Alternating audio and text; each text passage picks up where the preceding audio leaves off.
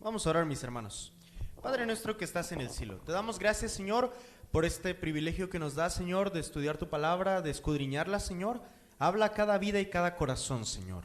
Llénanos, Señor, de tu fuego, Señor, que tu Espíritu Santo nos hables, nos ministres, abras nuestro entendimiento y corazón, Señor, y nos permitas, Padre Celestial, recibir esta palabra como un bálsamo, pero también, Señor, como combustible, Señor, para nuestra vida espiritual, para nuestra vida en general, Señor. Úsame, Señor, que sea, Padre Santo, el mensaje conforme a tu voluntad, Señor, y que tú bendigas a cada corazón, Señor. Gracias, Señor. Oramos en el nombre de nuestro Señor y Salvador Cristo Jesús. Amén. Pueden tomar sus lugares, mis hermanos, mis hermanas.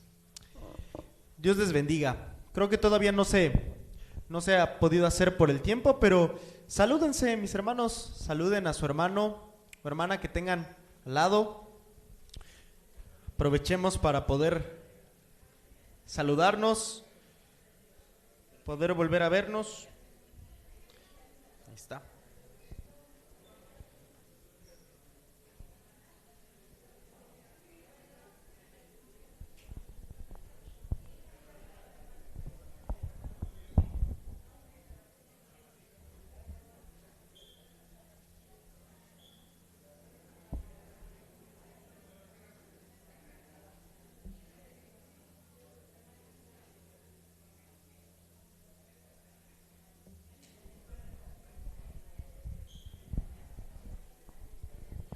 Amén.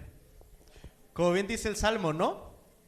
Mirad cuán hermoso es que los hermanos habiten juntos en armonía. Es como el bello óleo que desciende sobre las barbas de Aarón, como el rocío del monte Hermón. ¡Qué hermoso! Gracias a Dios. Amén. Pues estamos empezando este mes, que es el mes de febrero, y a mí siempre me gusta, en lo personal, relacionar la palabra de Dios con lo que está pasando a nuestro alrededor, con nuestra vida diaria, con las personas también allá que externas, pues, que no conocen a Dios, pero que son situaciones que también viven. Febrero es conocido como el mes del amor y la amistad, ¿no? Y sin embargo, a mí me llama mucho la atención cómo es que, a pesar de que se celebre un mes, a pesar de que si uno le pregunta a las personas de allá afuera, pudieran incluso recitarte, ¿no? La canción de que todo lo único que necesitas es amor, de los Beatles. Y sin embargo, la palabra de Dios nos dice ya en Mateo 22, 37 al 39. ¿Cuál es el primer mandamiento? Amarás al Señor, tu Dios, con todo tu corazón, con toda tu alma y con toda tu mente. Hermanos, les voy a volver a preguntar porque no sé si no desayunamos o no vinimos hoy. Una vez más, ¿cómo es el primer mandamiento? Amarás al Señor tu Dios con todo tu corazón, con toda tu alma y con toda tu mente. Y el segundo es semejante: amarás a tu prójimo como a ti mismo. Me llama mucho la atención de que hablar del amor para este mundo es un mandamiento. ¿Qué quiere decir esto? Que si nos mandan a amar, significa que nosotros, por nosotros mismos, no lo hacemos. Esto nos indica que cuando hablamos del amor, incluso las personas de allá afuera, aún sigue siendo una orden. Está en impositivo, hazlo, ama. ¿Se dan cuenta entonces que ese mero hecho nos habla de que el mundo está quebrado? De que el mundo es consciente hasta cierto punto que necesita amor. No sabe qué tipo de amor, ni sabe tampoco cuál es la dimensión de ese amor que necesita. Pero sí es consciente de que necesita amor. Y también nosotros, que ese es el primer mandamiento, nos indica que Dios prácticamente nos está diciendo que lo más básico y mínimo, que es el amar, es una orden, porque nosotros no pudiéramos hacerlo. Eso nos tiene que ponernos en perspectiva del nivel en el cual se encuentra este mundo. Un mundo que le falta lo más básico, que es el amor. Que nos tienen que decir, nos tienen que casi mandar a amar, porque si fuera por nosotros, no lo haríamos. Por eso me llama mucho la atención de que veamos este mes como un mes, entre comillas, del amor. Dice la palabra de Dios allá en Romanos capítulo 12, versículo 9. El amor sea sin fingimiento, aborreced lo malo, adheríos a lo bueno. Y me gustaría brincarme al último versículo, el versículo 21. No seas vencido por el mal, sino vence con el bien al mal.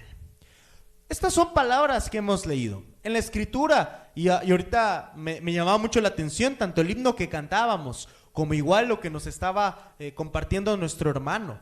Justamente son palabras que ya sabemos, cosas que ya tenemos aquí, pero que quizás todavía no han bajado al corazón.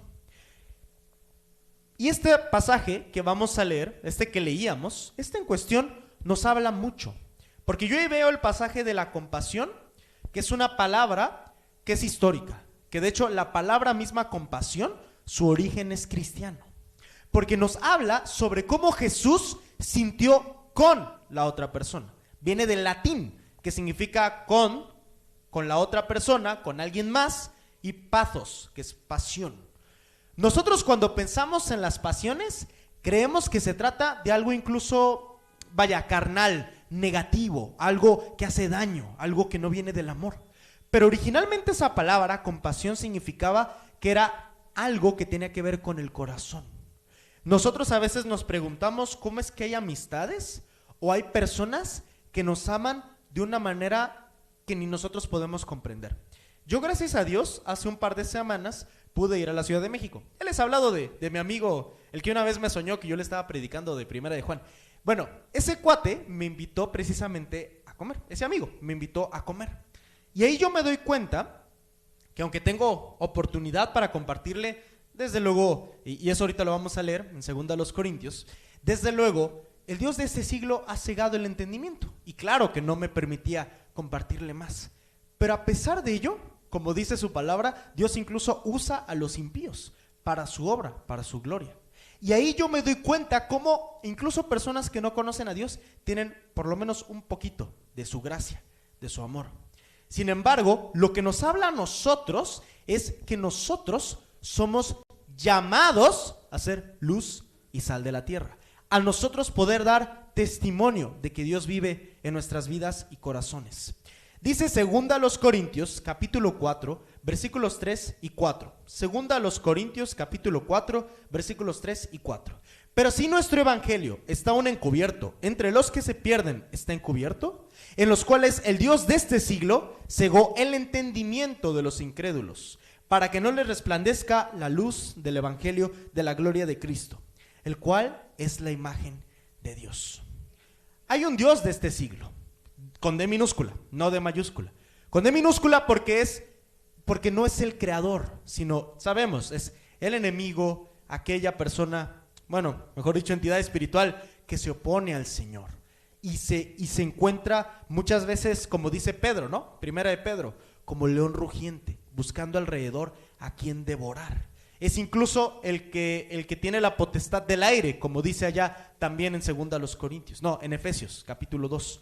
Dice que Él es el que gobierna la potestad del aire, sobre lo cual opera el espíritu de los hijos de la desobediencia. Nosotros pensamos, cuando leemos todo esto, que habla personas de allá afuera, personas que no conocen a Dios, personas que no han tenido un contacto siquiera con su palabra, que nunca han orado, que nunca les han dicho, oye, lo que significa esto, mira, de tal manera amó Dios al mundo que dio a su Hijo unigénito. Eso esperamos de que allá suceda. Pero ¿qué pasa aquí adentro? Y aquí es donde entra el relato de la adúltera. Este pasaje es un pasaje que nosotros comúnmente nos identificamos con Jesús. Como que hacemos el brinco y decimos, no, yo soy como Cristo, ¿no? Entonces yo le digo, no te condeno, pero vete y no peques más. Y hasta nos gusta incluso decir, sí, pero recuerda que dice, vete y no peques más. Haciendo como una especie de brinco sobre todo el pasaje, que incluso sé que nos lo sabemos de memoria, que sabemos la historia, sabemos cómo va el propio situación, y aún así nos lo imaginamos muy bien, y aún así hacemos el brinco. Y decimos, no, yo soy como Cristo. Pero ¿qué creen mis hermanos y hermanas? Ese pasaje en realidad no habla tanto ni de la adúltera, sí habla de Jesús, pero en realidad habla de los que casi no vemos, los escribas y fariseos. Cuando estaba leyendo para preparar este pasaje, hay una palabrita en griego perdida que no está traducida. Habla de los sacerdotes. Nosotros cuando pensamos en sacerdotes decimos, no, pues es que es el cura de aquí de la iglesia que está acá sobre Américas, ¿no? Es ese sacerdote. No, mis hermanos y hermanas, en el contexto del Nuevo Testamento los sacerdotes eran los que oficiaban el culto. ¿Quieren que se los traduzca? Los sacerdotes no solo es el pastor, su servidor, los que estamos aquí al frente, incluso ustedes, los que están en la cabina, todos, porque todos intercedíamos delante de Dios por las personas de allá afuera. Esa es la función del sacerdote. Y esto me llamó la atención, porque cuando leemos el relato de la adúltera, pensamos de que habla sobre ella, sobre la mujer, o que habla sobre Jesús, diciendo, vete y no peques más, cuando el pasaje se aborda más sobre otro tema. Me gustaría ahora sí que empezáramos a ver qué tiene que ver la compasión, el sentir con la otra persona en un mundo quebrado. Y quiero empezar a hablar de la mujer adúltera. El día de hoy me gustaría hablar sobre los personajes, por así decirlo, de este pasaje. Empezando por la mujer adúltera, siguiendo con los sacerdotes, escribas y fariseos y terminando con Jesús. Para que nosotros podamos ir viendo poco a poco lo que Dios nos preparó el día de hoy para poder explorar en este pasaje. Dice en Juan 8:3, entonces los escribas y los fariseos le trajeron a una mujer sorprendida en adulterio y poniéndole en medio. Yo la primera vez que escuchaba que predicaban sobre este pasaje, el pastor preguntaba, yo me imagino que a lo mejor eran, recuerden que la ley son 2 o 3 testigos, yo me imagino que eran como 2 hombres que estaban ahí como viendo, espiando, a ver, y es como de, sí va a pasar, sí, ya está pasando, agárrala. A veces tenemos esa impresión, ¿no? Sin embargo, evidentemente no sucedió así, porque el adulterio, cuando nos aborda en el texto bíblico, no tiene que ver solamente con el acto físico o sexual. Nosotros creemos y pensamos que la palabra porneia, que se traduce como fornicación o adulterio, tiene que ver con lo sexual. Y tiene algo que ver porque es el origen de nuestra palabra pornográfico, pornografía, porneia. Pero cuando estudiamos en el pasaje bíblico, porneia en realidad tiene que ver con lo podrido. Porneia era la expresión que decían los griegos de esa época cuando olían, por ejemplo, al pescado. Yo, en lo personal, no me gusta el pescado. Y ellos, cuando veían un pescado podrido, decían porneia. Quiere decir, eso se pudrió. Cuando habla entonces del adulterio, tiene que ver con una relación podrida.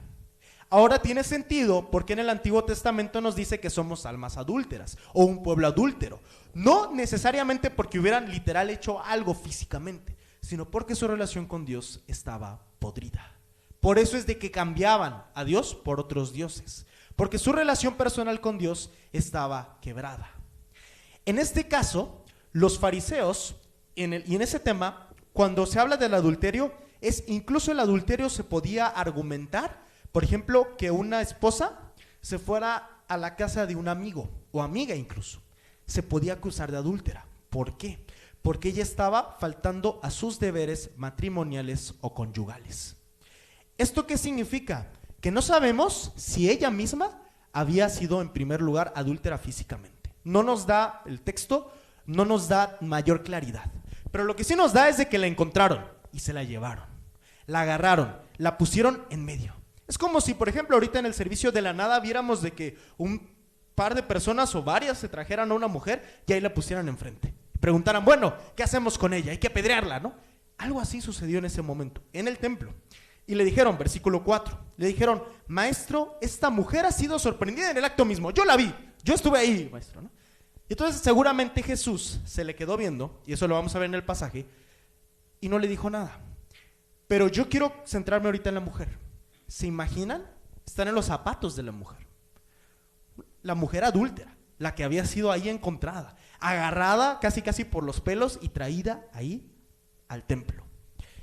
Y entonces ellos dicen, no, Moisés en la ley nos mandó de que a una mujer así se la tiene que apedrear. ¿Tú qué dices? Levítico 20:10, que este es el pasaje al que hace referencia. Levítico 20:10. Si un hombre cometiere adulterio con la mujer de su prójimo, el adúltero y la adúltera indefectiblemente serán muertos. Yo les pregunto, ¿quién falta en esta escena? Ya empezamos a ver cosas. ¿Por qué? Porque el adulterio, como cualquier cosa de relación, siempre es de dos. Cualquier relación siempre es de dos. Y aquí lo interesante es de que los fariseos la agarraran. Los judíos de esa época tenían una bonita costumbre, que era no solo debatir sobre la ley, sino darle ciertas interpretaciones. Entonces, para los judíos de la época, quien era más culpable era la mujer, porque la mujer se le había metido pues por el ojo o por X o Y razón al pobrecito varón hijo de Dios. Pero aquí no aparece y brilla por su ausencia. Lo lleva ahí. ¿Se imaginan a la adúltera o a la mujer? Estaba ella casada inicialmente. No sabemos cómo estaba su relación matrimonial porque tampoco se ve a su esposo o ex esposo presente. Tampoco nos mencionan nada de él. Es una mujer que está sola, una mujer que está quebrada. Y ellos lo que quieren llegar a hacer es quebrarla aún más. En lugar de compadecerse, es decir, de entender sus razones por las cuales no estaba con su esposo, la llevaron para que Jesús la juzgara.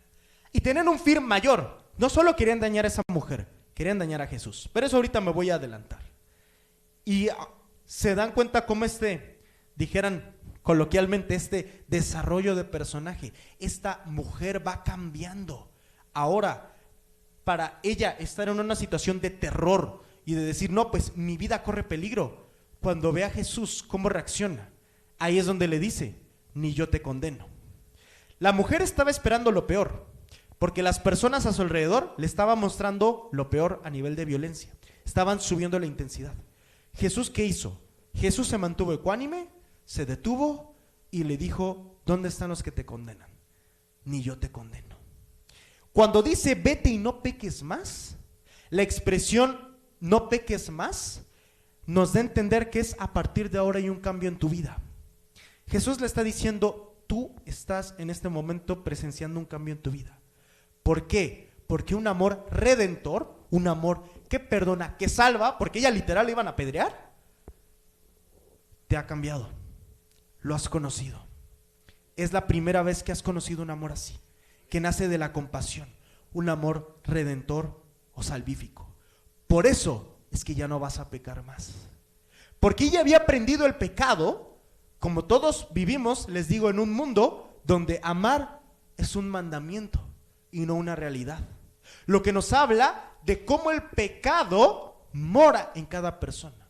Porque el pecado es todo lo que se opone al amor. Tiene sentido porque es un mandamiento el amor. Porque si nosotros pudiéramos amar, no habría necesidad de que nos mandaran ama a tu prójimo como a ti mismo. Ama a Dios con todo tu corazón y con toda tu mente. Porque lo haríamos naturalmente. Pero ahí es donde entra el pecado. Es la barrera que nos impide amar a todas las personas. Y aquí es donde entran los fariseos y sacerdotes. Regresemos un poco en la escena. Jesús está en el templo, Jesús está enseñando y ellos, no sabemos cómo, agarran a la mujer adúltera y la llevan al templo. Van los escribas y fariseos, la encuentran. Y entonces ellos le dicen, maestro. Pregunta, ¿realmente los fariseos y escribas lo tenían por maestro? No. ¿Eso qué quiere decir? Que era hipocresía. Como dice Jesús en el Sermón del Monte, no todo el que me diga, Señor, Señor, entrará en el reino. Es lo mismo. Y estos escribas y fariseos, les digo, son los que están, se supone, conocedores de la ley, los que estaban ministrando ahí en el servicio, en el culto del templo, los que enseñaban a las personas afuera, les enseñaban la ley de Dios, los que se supone que conocían más. Y fíjense, ellos tenían una intención, que era agarrar a Jesús. ¿Por qué querían ellos matar a Jesús? Juan capítulo 5, versículo 16. El Evangelio de Juan capítulo 5, versículo 16. En ese contexto, Jesús sana a un paralítico, pero lo sana en día de reposo. Para nosotros el día de reposo es el domingo, pero en el Antiguo y Nuevo Testamento es el sábado. Entonces, ese día Jesús se le ocurre sanar a un paralítico. Y no solo eso, Jesús no se deja, porque les revierte y les dice ¿qué? O sea, ¿el día de reposo se hizo para el hombre o el hombre para el día de reposo? Y como no sabían contestarle nada, pues se enojaban más. Entonces, ellos dijeron, no, pues por esta causa perseguían a Jesús, procuraban matarle porque hacía estas cosas en el día de reposo. Ellos les interesaban más las formas que las personas. Cristo vino por personas, no por formas. Vino por vidas, corazones o almas, como le llaman. Cualquiera de esas expresiones al final nos habla de que Cristo vino por toda la persona, para salvar al ser humano. Juan 8:6, esto decían tentándole para poder acusarle. Ellos le insistían, decían, maestro, mira, aquí está. Y como Jesús simplemente se les quedaba viendo, en algún punto Jesús se reclina y empieza a escribir. Imagínense la escena, los escribas y fariseos seguían enojados y se enojaban aún más. ¿Cómo es de que este no nos está respondiendo si esta es nuestra oportunidad? A ver, muévete, di algo. Porque es lo que están esperando los escribas y fariseos. Ellos, como dice Isaías 29:13, son un pueblo que de labios honraban a Dios. Este pueblo se acerca a mí con su boca, con sus labios me honra, pero su corazón está lejos de mí. Y su temor de mí no es más que un mandamiento de hombres que les ha sido enseñado. Los escribas y fariseos eran escribas y fariseos por costumbre, por familia. ¿Por qué? Porque a mí toda la vida, pues mi familia era de escribas y pues a mí me tocó ser escriba. Yo pues era sacerdote y soy del linaje de Leví, ¿no? Entonces por eso tenía que estar yo siempre presente. Pero se dan cuenta que era algo de costumbre, de mandamiento de hombres, no una relación genuina con Dios. El corazón de ellos estaba lejos del corazón de Dios. Y ahí se manifiesta con sus acciones. Porque a ellos les preocupaba más guardar el día de reposo, porque no vaya a ser que Dios se enoje, en lugar de apedrear o cumplir la ley, incluso bien, porque ya vimos que ni siquiera le estaban cumpliendo bien, les faltaba el adúltero. Nada más se habían traído a la adúltera, ¿no? A la mujer. Y entonces, ahora sí, Juan 8, versículos 7 y 9.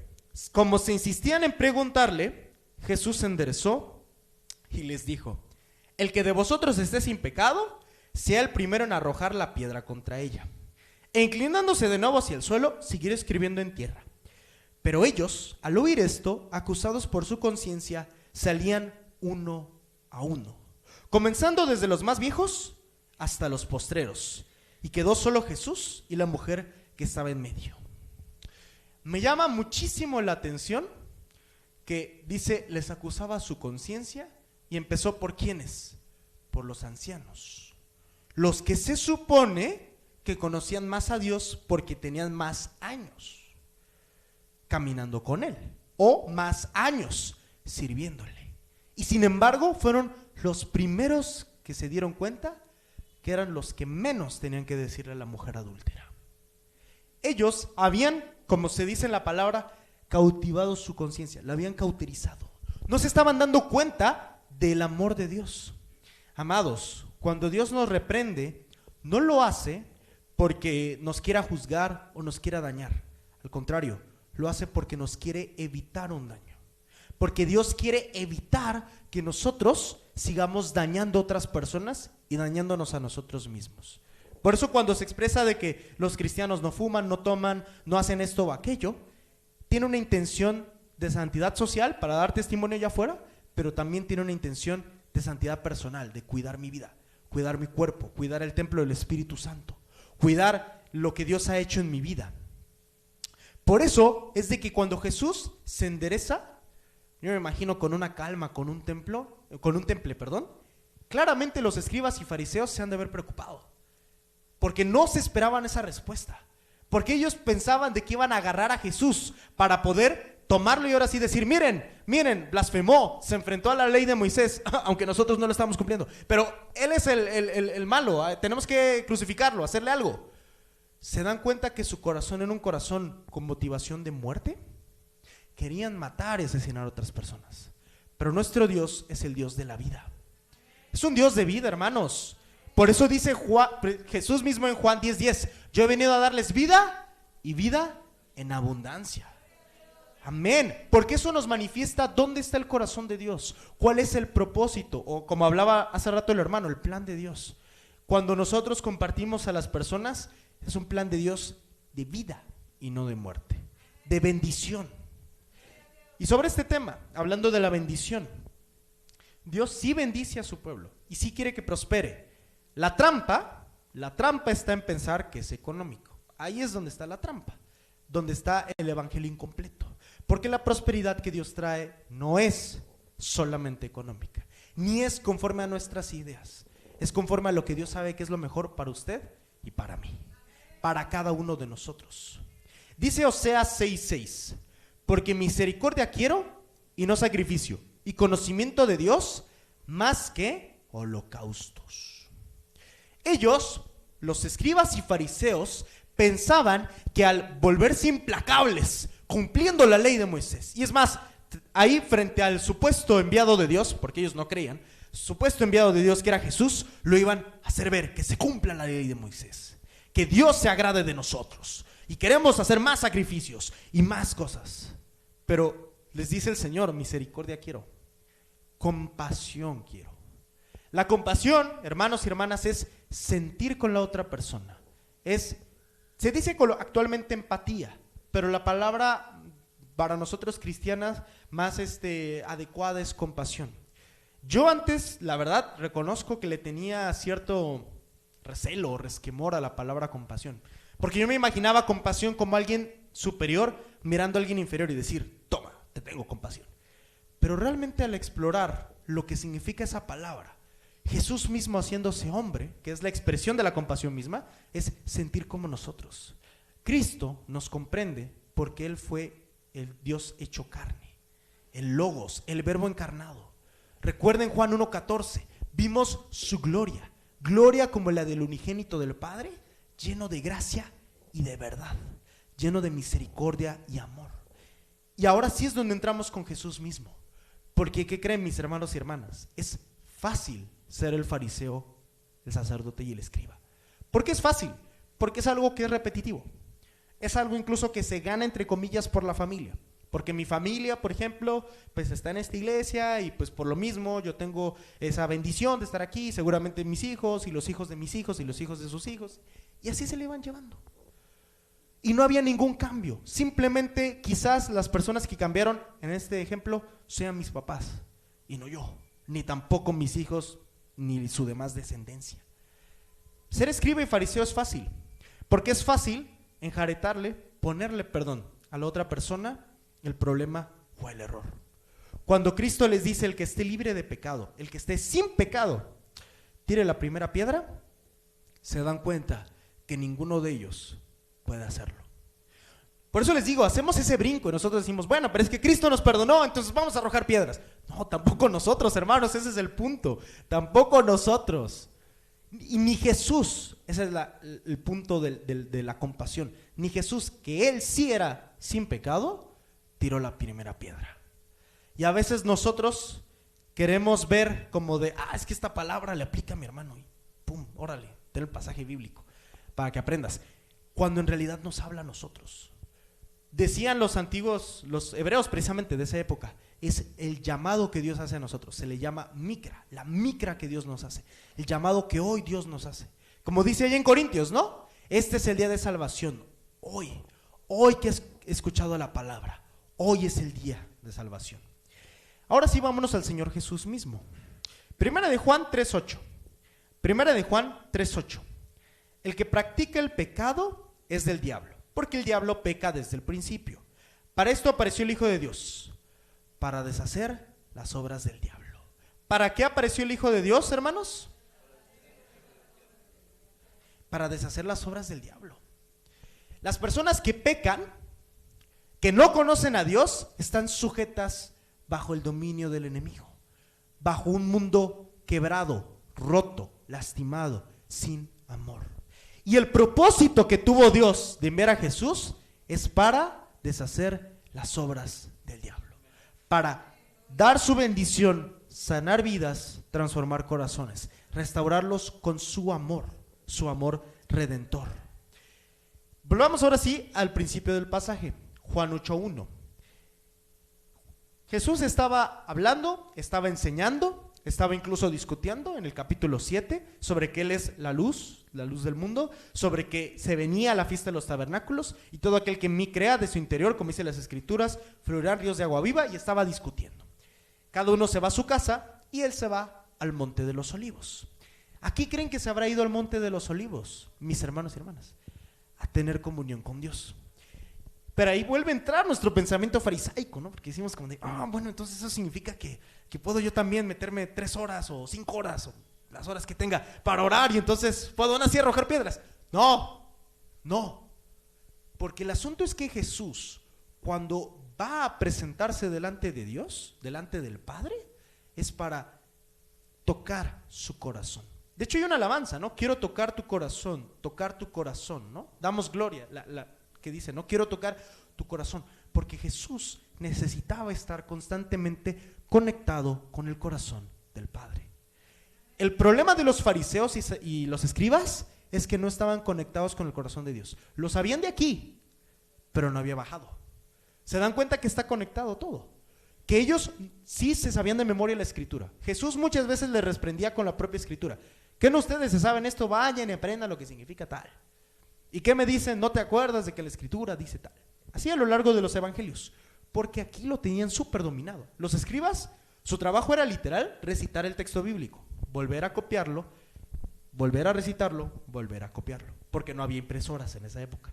Entonces ellos constantemente tenían que estar revisando el texto bíblico y tenían que estar incluso corrigiendo como de, no, es que no decía, como la otra vez le platicaba a mi familia un poquito de crítica textual, que una cosa es decir, no sé, que David venció a la ballena y otra cosa es decir que David, no sé, venció a Goliat. Una cosa así, por errores de oído. Eso es lo que ellos se dedicaban, se memorizaban el texto bíblico y aún así no había bajado a su corazón. La gran diferencia es que Cristo era el texto bíblico vivo, encarnado, caminando entre nosotros. Y entonces Jesús va al Monte de los Olivos y se regresa al templo y empieza a enseñar. Jesús enseñaba con autoridad, no como la de los escribas y fariseos, porque él lo vivía, él lo era, lo hacía, estaba conectado con el corazón de Dios. Jesús entonces está enseñando y sabe que tienen problemas con él. ¿Cuáles eran los problemas con él? Porque estaba desafiando su forma de ver a Dios. Estaba desafiando lo que ellos creían que era lo correcto.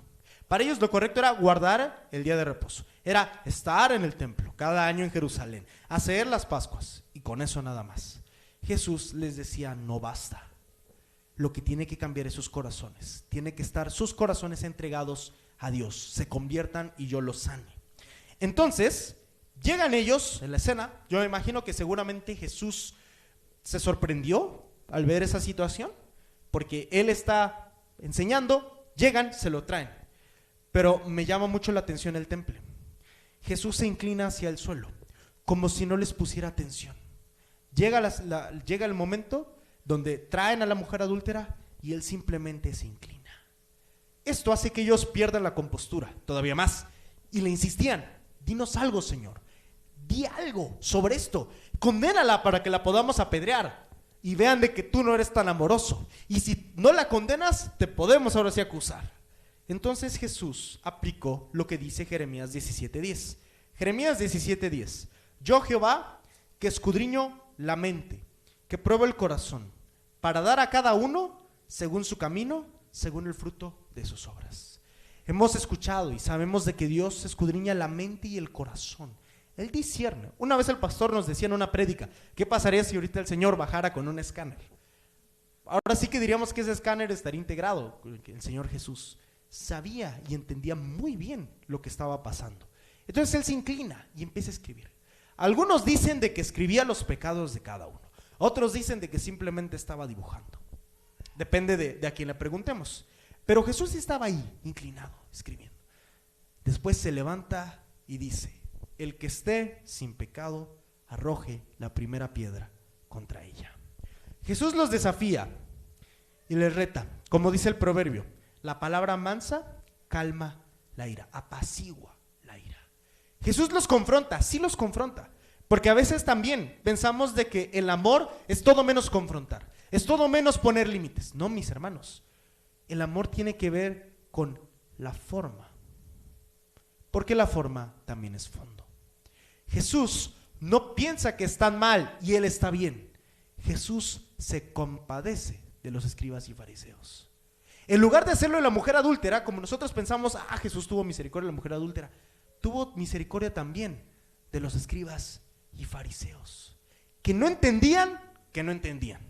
Jesús lo sabía y entonces Los confronta diciéndoles: el que esté libre de pecado, tire la primera piedra. No los juzga, no los enjuicia. Pudo haberlo hecho. Pudo haberles dicho: ustedes merecen también esta mayor condenación que esta mujer. Pudo haberlo hecho. Pero Jesús, con una sabiduría inmensa, con un amor tremendo, también por ellos les dice: el que esté libre de pecado, que tire la primera piedra. La compasión, mis amados hermanos y hermanas, tiene que ver con la manera de hacer reflexionar a la otra persona. Pero no una reflexión desde el juicio, diciendo: yo sé más que tú y entonces te voy a decir lo que tú tienes. Sino es desde un amor de: yo te acompaño y sé que no estás bien, pero aquí estoy para lo que necesites. Jesús manda a los escribas y fariseos a que se pongan a reflexionar con un tierno amor. No los confronta directamente diciéndoles: son una bola de pecadores, sálganse de aquí. Lo va a hacer en otro momento, pero en otro contexto, no en este contexto. Porque Jesús sabe que este es el momento de manifestar el corazón de Dios en acción. Proverbios 16:6 dice: con misericordia y verdad se corrige el pecado, y con el temor de Jehová los hombres se apartan del mal. Jesús los reprende con misericordia y con verdad. Los desafía de una manera acá, pero también acá. Porque los pone a pensar sobre sus propias vidas, sabiendo, y de hecho lo dice el pasaje, que sus conciencias los acusaban, empezando por los ancianos, terminando con los jóvenes. El pasaje cierra diciendo que Jesús se endereza. Jesús sabía que no tenían el valor para permanecer y querer enjuiciar a la mujer adúltera. Jesús sabía de que ellos iban a ser cobardes, porque estaban bien envalentonados para enjuiciar a alguien, pero en el momento en el que se les pregunta sobre sus propias vidas, no son capaces de dar razón. Jesús, al ver eso, se endereza. Le pregunta a la mujer, a la que estaba siendo enjuiciada, y le dice: ¿dónde están los que te acusaban? ¿Ninguno te condenó? La mujer le dice: ninguno, Señor. Jesús le responde: ni yo te condeno, vete y no peques más. Yo me imagino que en ese momento la mujer, al ver la respuesta de Jesús, cómo se van yendo uno por uno, ver que nadie la va a apedrear, ver que nadie iba a ser implacable contra ella, estaría profundamente agradecida. Estaría profundamente agradecida, porque sabía que su Salvador, literalmente en ese momento, estaba amándola. No le estaba aventando ni una sola piedra. No le estaba diciendo: tú que eres una adúltera, una pecadora, que no estás haciendo esto, que no estás haciendo lo otro, que toda la vida, Porque eso es lo que le decían los fariseos. ¿Ven que les digo que el pasaje habla más de lo que a veces brincamos? Porque el pasaje a veces nos habla y nos muestra en qué papel estamos. Por eso les fui hablando cada uno de los personajes. ¿Seré yo la mujer adúltera? ¿Seré yo el fariseo? ¿Seré yo como Jesús? Si no soy como Jesús, ¿quién soy yo? ¿La mujer adúltera o el fariseo? Si yo ya tengo mucho tiempo y no me han enjuiciado, ¿seré yo el fariseo? ¿Seré yo el sacerdote? ¿Será que el amor de Dios me desafía a tal grado que yo quiero negarlo y decir: ¿sabes qué? Mejor prefiero el juicio del Antiguo Testamento, mal entendido por cierto, pero el juicio del Antiguo Testamento, y quemarle y decir como Elías: manda fuego, Señor, que lo dice de hecho Juan en el Evangelio de Lucas, capítulo 9, en un punto donde van pasando por Samaria, no los dejan pasar. Entonces le dice Juan: maestro, ¿por qué no decimos así como Elías en el Antiguo Testamento: caiga fuego, Señor, sobre ellos? Y Jesús le dice: no sabes de qué espíritu eres. No sabes lo que estás diciendo, ni siquiera el propósito que tengo para contigo y para con este mundo. Por eso cuando Jesús le dice: ni yo te condeno, vete y no peques más, la pecadora, porque si era pecadora, la mujer adúltera, se va cambiada, restaurada, diciendo: me amó, sabe quién soy, no me juzgó, claro que voy a cambiar de vida, porque es posible otra vida, porque es posible una vida mejor. Mis amados hermanos y hermanas, el arte, como dicen algunos autores, de la compasión es un arte que se ha perdido. Por eso, como dice Romanos capítulo 12 versículo 21, no seas vencido por el mal, sino vence con el bien al mal.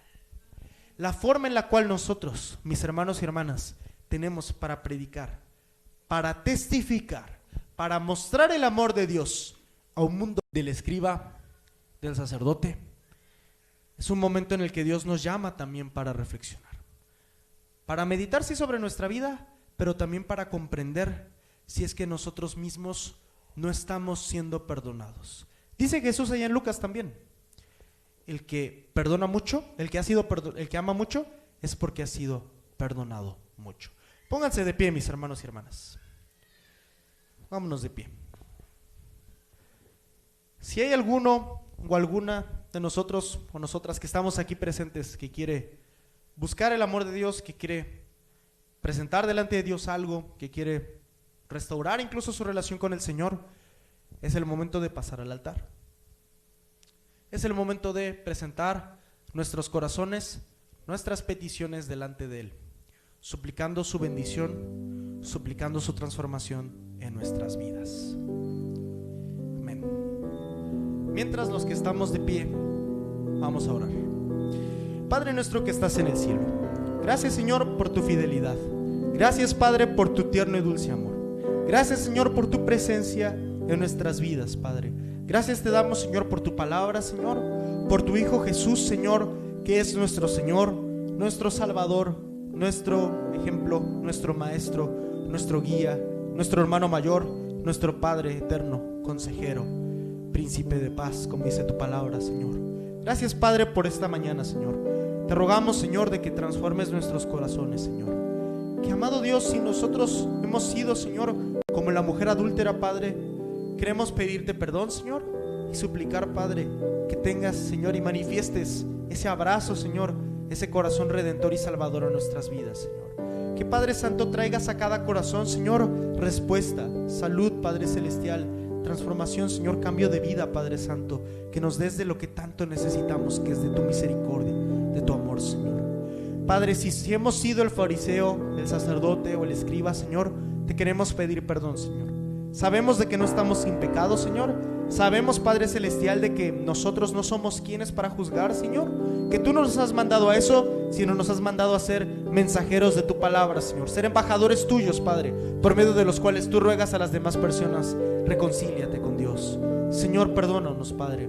Tráenos también, Señor, de ese refresco, Señor, ese aliento fresco, Padre, del Espíritu Santo, Señor, que fluya en nuestro interior esos ríos de agua viva, Señor, para reflejar al mundo tu amor, Señor.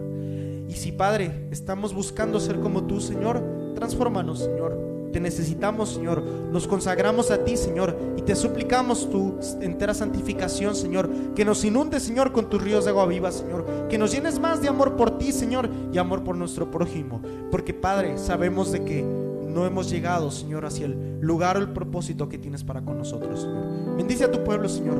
Bendice a las familias, Padre Santo, a mis hermanos, hermanas que están aquí presentes, Señor, mi familia, mi vida, Señor, mi relación, Padre Santo, a cada uno de nosotros. Danos siempre de tu bendición, Señor. Gracias por este tiempo, Señor. Gracias, Padre, por la vida de mis hermanos y hermanas valientes, Señor, que están aquí, Padre Santo, presentándote, Señor, sus vidas, sus corazones, su necesidad, sus peticiones delante de ti, Señor. Oramos, Padre, en el nombre de nuestro amado Señor y Salvador Cristo Jesús. Amén y amén. Dios les bendiga, mis hermanos y hermanas.